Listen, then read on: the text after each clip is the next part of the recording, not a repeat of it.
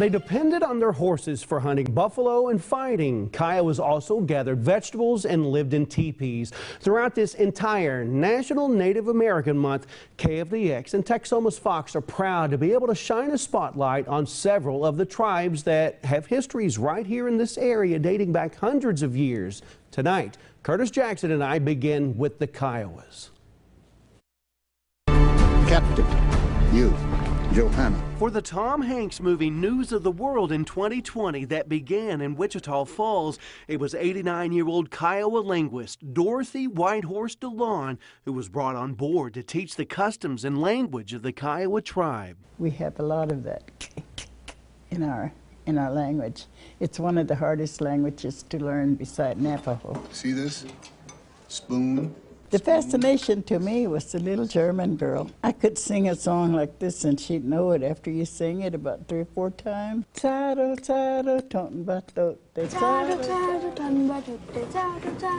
But I loved the story, and that's why I done it. And those on set were very fortunate to have the last of a very special few among the Kiowas. This longtime teacher of children in Anadarko was born in that same area in 1933 in a teepee. Her father, who never spoke English, was born in the 1870s, and she was the last of her Kiowa parents' 12 children learning to speak English when she was 6 years old. I grew up in no electricity, no running water, no air conditioning, just the Indian ways. My dad never left that. He led a dance society that never quit doing their ceremonials. With eternal love and respect, we want to give you this blanket for being here today, Dorothy. She sat on the laps of people who lived before the reservation, and she listened to those stories and heard those songs, and there's just almost nobody else to go to that can say that. She was literally there with the people who lived before we were on a reservation. Passing on your culture to us, and we love you for it. So kote emdo dali. Oh, this is the equivalent of a horse.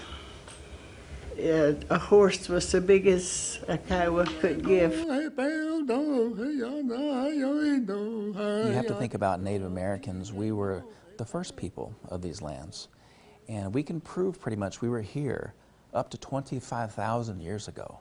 That's a pretty profound statement. You know, we go back to the time of Christ, just about 2,000 years ago, and the time of the Great Pyramids, maybe 5,000 years ago. We're talking 5 times longer than that. Natives have been here.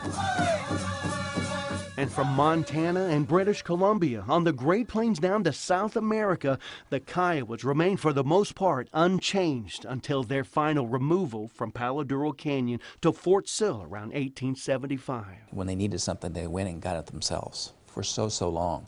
And then were thrust on the reservation, they were thrust into a status of dependence.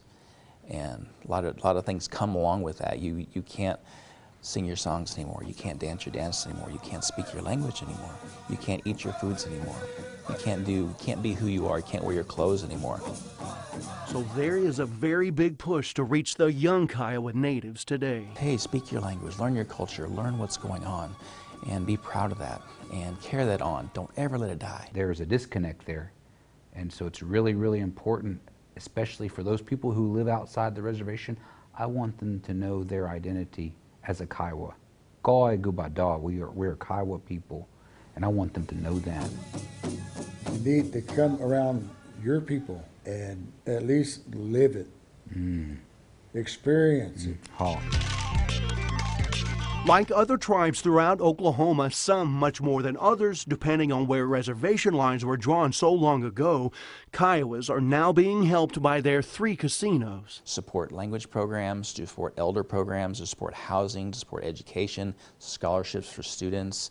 If somebody needs an air conditioner in their house, or they need a heater fixed in their house, they need their roof fixed, they can do things like that. All my grandmothers, everybody was my grandma. And they'd be holding your hand, and 90% of them would say, that means respect each other.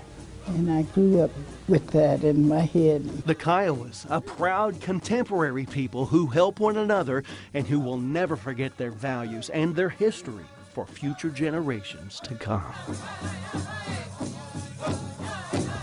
For more on Kiowa history, genealogy, and language, just contact the Department of Education at the Kiowa headquarters in Carnegie or the museum that's there too.